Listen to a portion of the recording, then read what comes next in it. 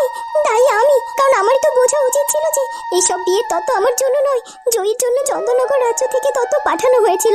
আর আমি কিনা ভুল বুঝে নিজের হলুদের অনুষ্ঠান ভেবে কিভাবে বোকার মতো সেজে গুজে ওই ছাদনা তলায় গিয়ে দাঁড়িয়েছিলাম, মিথ্যে আশায় বুক বেঁধেছিলাম। না রাজকন্যা না, আপনি মিথ্যে আশায় বুক বাঁধেননি। আপনি ঠিকই ভেবেছিলেন, সত্যি সত্যি তো চন্দননগর রাজ্য থেকে আপনার জন্য বিয়ের তত্ত্ব পাঠিয়েছিলেন। কিন্তু আমাদের মহারানী ভুল বুঝেছিল, আর জয়ী আমাদের মহারানীকে ভুল বুঝিয়েছিল। রাজকুমার প্রীতমের সাথে হয়তো বা এবার আপনার বিবাহই হবে, আর তাই সে সাল খাটিয়ে রানীমাকে রাজকুমার প্রীতমের সাথে আপনার বিবাহ হবে।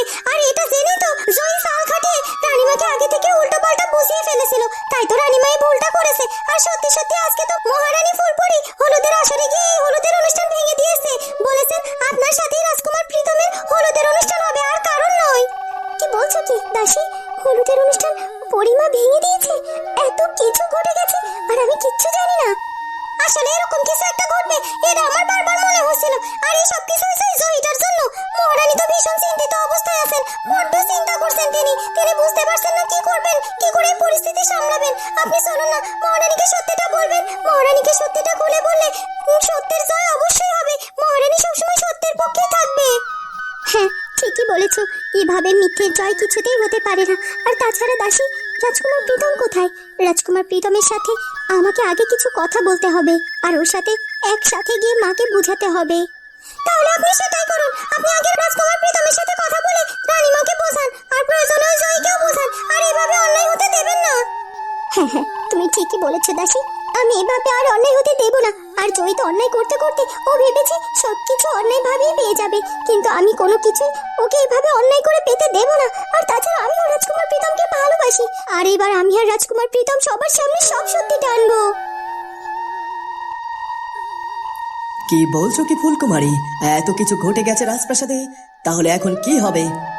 এখন কি হবে আমি কিচ্ছু বুঝতে পারছি না মহারাজ।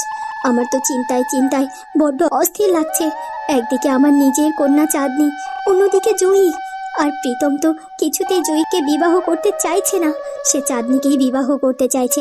এদিকে জয়ীও বলে দিয়েছে যে প্রীতমকে যদিও বিবাহ না করতে পারে তাহলে নিজেকে শেষ করে ফেলবে। এখন আমি কি করব আমাকে বলে দিন মহারাজ। হ্যাঁ হ্যাঁ, এটা সত্যিই মহাবিপদ। আর তাছাড়া জয়ী কেন এটা বুঝতে পারছে না যে রাজকুমার প্রীতম তাকে নয় চাঁদনিকে ভালোবাসে? তাহলে ও শুধু শুধু কেন চাঁদনি আর রাজকুমার প্রীতমের মাঝে আসতে চাইছে? এ তো অন্যায়। আর তাছাড়া সত্যি বলতে আমিও চাই না যে রাজকুমার প্রীতমের সাথে বিবাহ হোক। সে আছে, সে তো চাই, আমারও তো শখ ছিল। কিন্তু জয়ীর মুখের দিকে তাকিয়ে যে আমি সেটা কিছুতেই করতে পারলাম না। আমার মেয়েটাকে আমি কষ্ট পেতে দিতে পারি, কিন্তু জয়ীকে আমি কি করে কষ্ট পেতে দিই? ওকে যে আমি কথা দিয়েছি মহারাজ। কিন্তু রাজকুমার প্রীতম যদি জয়ীকে বিবাহ করতে রাজি না হয়, তুমি কি জোর করে প্রীতমের সাথে জয়ীর বিবাহ দেবে নাকি? আমি জানি না মহারাজ, আমি কিচ্ছুটি জানি না। কি করব আমি এই মুহূর্তে, কিভাবে সবকিছু সামলাবো? আমার কাছে যে সবকিছু এলোমেলো হয়ে যাচ্ছে। তখনই যামিনী সেখানে এসে হাজির হয়।